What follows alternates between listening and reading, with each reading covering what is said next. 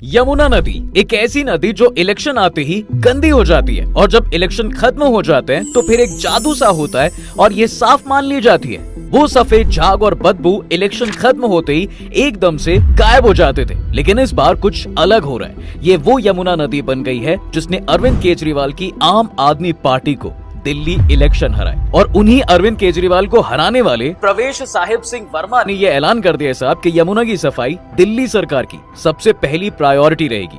खुद देश के पीएम ने यमुना की सफाई का मुद्दा उठाया इलेक्शन में। हालांकि पूछने वाले ये भी पूछ रहे हैं कि क्या पीएम को यमुना की सफाई सिर्फ दिल्ली के इलेक्शन में याद आई? क्या वो पीएम रहते हुए इसे साफ नहीं कर सकते थे? खैर, जो अब तक नहीं हो पा रहा था अब उसकी शुरुआत हो गई है, यानी दिल्ली की यमुना की सफाई शुरू हो गई है और वो भी दिल्ली में सरकार बनने से पहले। रेखा गुप्ता के दिल्ली के सीएम अनाउंस होने से पहले ही दिल्ली के एलजी वीके सक्सेना ने इसकी सफाई का प्लान बना दिया है और वो काम पर लग गए हैं। पर क्या ये पहली बार है जब यमुना की सफाई की जा रही है? नहीं, 1993 में भी यमुना की सफाई का प्लान बना था जिसमें 1514 करोड़ रुपए खर्च हुए थे। तो फिर उसका क्या हुआ? और सबसे बड़ा सवाल तो ये भी है ना कि आखिर यमुना गंदी कैसे हुई? सारी बात शुरू से करते हैं। देखिए, इस इलेक्शन में यमुना की कहानी चल तो पहले से ही रही थी। बीजेपी ने इस मुद्दे को बढ़ चढ़कर उठाया था, लेकिन जब अरविंद केजरीवाल ने आरोप लगाया कि साहब हरियाणा वाले यमुना में जहर मिला रहे हैं, तब असली तांडव शुरू हुआ, क्योंकि इसके बाद इसमें इलेक्शन कमीशन भी आ गए। बहरहाल, अभी सबसे पहले बात करते हैं कि सफाई के लिए क्या क्या किया जा रहा है। तो दिल्ली की यमुना में इस बार सफाई का काम दिल्ली में बीजेपी की सरकार बनने से पहले ही शुरू हो गया था। दिल्ली के एलजी वीके सक्सेना अब जाग गए हैं और उन्होंने नेशनल कैपिटल के चीफ सेक्रेटरी के साथ एक मीटिंग की और फिर उन्हीं के अंडर एक 4 स्टेप प्लान बना यमुना की सफाई के लिए, जिसके तहत trash skimmers, weed harvesters, dredge utility units को यमुना में उतारा गया है। ये जो ट्रैश स्किमर्स हैं, ये जब बहुत ज्यादा मोटा कचरा होता है उसे साफ करने के लिए लगाया जाता है। वहीं वीड हार्वेस्टर्स को जंगली घास को नदी से निकालने के लिए इस्तेमाल किया जाता है, जबकि ड्रेज यूटिलिटी यूनिट्स मिट्टी को हटाने और नदी में फ्लो को सही करने में काम आता है। लेकिन अब इनसे सफाई होगी कैसे? तो एलजी ऑफिस के मुताबिक यमुना की सफाई 4 फेज में होगी। पहले फेज में नदी से कचरा और गाद हटाई जाएगी। ये सारा काम इन्हीं मशीनों से किया जाएगा।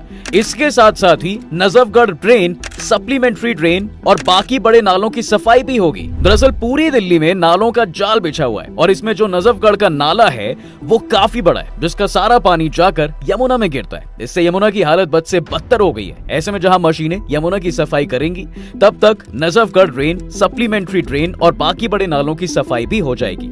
इसके साथ साथ अब अगला नंबर लगेगा सीवेज ट्रीटमेंट प्लांट्स का। दरअसल इस प्लान के मुताबिक साहब सबसे पहले तो दिल्ली के जितने भी सीवेज ट्रीटमेंट प्लांट्स हैं उनकी निगरानी रखी जाएगी और उनकी जितनी भी कैपेसिटी है उसके हिसाब से ही उनको मेंटेन किया जाएगा।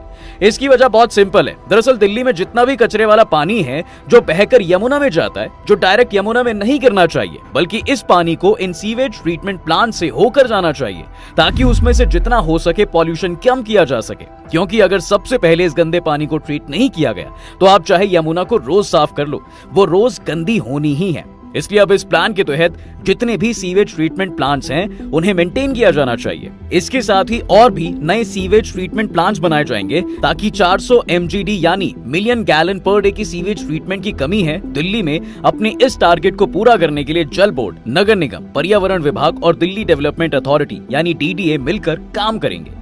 AQI की रिपोर्ट के मुताबिक साहब दिल्ली के सिर्फ 35% सीवेज ट्रीटमेंट प्लांट्स तय मानकों पर खरे उतरते हैं, बाकी तो सीधे नदी को गटर बना रहे हैं। PTI की रिपोर्ट के मुताबिक पिछले साल दिसंबर में फीकल कॉलीफॉर्म बैक्टीरिया जो सीवेज से आता है वो 79 लाख यूनिट प्रति 100 ml तक पहुंच गया था, जबकि इसकी मैक्सिमम लिमिट 2500 यूनिट पर 100 ml होनी चाहिए। अक्टूबर 2024 में भी यही सामने आया था, जो 2020 के बाद सबसे अधिक था।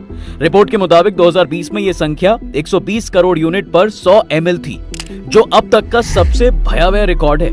यानी यमुना नदी के पानी में मानव मल से बने बैक्टीरिया तैर रहे हैं, बस हम नंगी आंखों से उन्हें देख नहीं सकते। तो कुल मिलाकर दिल्ली के एलजी का ये कहना है कि इन 4 फेज में यमुना को क्लियर कर देंगे, वो भी सिर्फ अगले 3 सालों में। माने दिल्ली के एलजी ने इन 4 प्लान्स के साथ दिल्ली को क्लीन करने की टाइमलाइन जो सेट की है वो 3 साल की है। इसके लिए बाकी एजेंसीज और डिपार्टमेंट के साथ कोऑर्डिनेट भी किया जाएगा। जैसे इंडस्ट्रियल यूनिट्स को गंदा पानी ना छोड़ने के लिए दिल्ली पॉल्यूशन कंट्रोल कमेटी को सख्त ऑर्डर दिया गया है कि शहर की इंडस्ट्रियल यूनिट्स गंदा पानी नालों में ना छोड़े। सफाई के साथ ही इस अभियान की निगरानी हो सके, इसके लिए दिल्ली जल board, irrigation and flood control, MCD, PWD जैसे डिपार्टमेंट सब मिलकर काम करेंगे। अब इसमें एक चीज बड़ी दिलचस्प होने वाली है और वो है एमसीडी। एमसीडी इसलिए क्योंकि वहां पर अभी आम आदमी पार्टी है और जब दिल्ली में आपकी सरकार थी और एमसीडी में बीजेपी, तब दोनों में तकरार होती रहती थी और अब मामला इसी के ऑपोजिट है। मामले में भाजपा नेता हर्ष मल्होत्रा ने कहा कि सफाई तय समय में पूरी होगी। हमारा लक्ष्य यमुना को साफ करना और कूड़े के पहाड़ों को खत्म करना है। ऐसा नहीं है कि ये काम पहली बार हो रहा है। 2023 में भी यमुना सफाई का काम शुरू हुआ था। इससे पहले यमुना की सफाई का काम जनवरी 2023 में शुरू हुआ था और इसके लिए नेशनल ग्रीन ट्रिब्यूनल यानी एनजीटी ने एलजी के नेतृत्व में कमेटी भी बनाई थी। लेकिन आप सरकार एनजीटी के फैसले को लेकर सुप्रीम कोर्ट चली गई। इसके बाद सफाई रोक ही दी गई। आप सरकार का कहना था कि भाई एलजी को अपने क्षेत्र से बाहर अधिकार नहीं दिया जा सकता। एनजीटी का ये आदेश दिल्ली में शासन की संवैधानिक योजना के अलावा सुप्रीम कोर्ट के संविधान पीठ के आदेश का भी उल्लंघन करता है। अब दिल्ली सरकार ने अपील की थी कि एनजीटी के इस फैसले पर रोक लगाई जाए। इस पर कोर्ट ने भी कहा था कि उस हद तक रोक रहेगी जहां एलजी को एनजीटी ने प्रमुख बनाया है। हम इस पूरे आदेश पर रोक नहीं लगा सकते। और अब जब दिल्ली में आपकी सरकार नहीं है तो फिर से एलजी अब अपने काम पर लग गए हैं। अब आते हैं सब इतिहास पर, क्योंकि ये पहली बार नहीं है जब यमुना की सफाई के लिए प्लान बनाओ। यमुना नदी में प्रदूषण के इतिहास के साथ ही उसकी सफाई के लिए बनने वाले एक्शन प्लान का भी लंबा इतिहास रहा है। यमुना की गंदगी साफ करने की पहले भी कोशिशें तो कई हुई हैं। सरकारी खजाने से मोटा पैसा भी खर्चा हुआ है, लेकिन किसी भी कोशिश का कोई ठोस नतीजा निकला नहीं। इसकी शुरुआत करें तो साल 1977 में सेंट्रल पॉल्यूशन कंट्रोल बोर्ड की स्थापना होने के बाद से यमुना की पानी की जांच, केमिकल टेस्ट वगैरह हो रहे हैं और ये बात पब्लिक डोमेन में आ गई थी कि यमुना इंडस्ट्रियल कचरों के साथ साथ इंसानी नालों से भी पॉल्यूटेड है। यमुना नदी की इसी हालत को सुधारने के लिए 1993 में यमुना एक्शन प्लान बनाया गया। इस प्लान के तहत 25 सालों के दौरान 1514 करोड़ रुपए से ज्यादा खर्च किए जा चुके हैं। बात अगर दिल्ली सरकार की करें तो यमुना की सफाई के लिए 2018 से 2021 के बीच करीब 200 करोड़ रुपए आवंटित किए गए थे। कागजों पर तो इस नदी की हालत सुधारने को इतना पैसा खर्च हो चुका है जिसका कोई जोड़ ही नहीं है।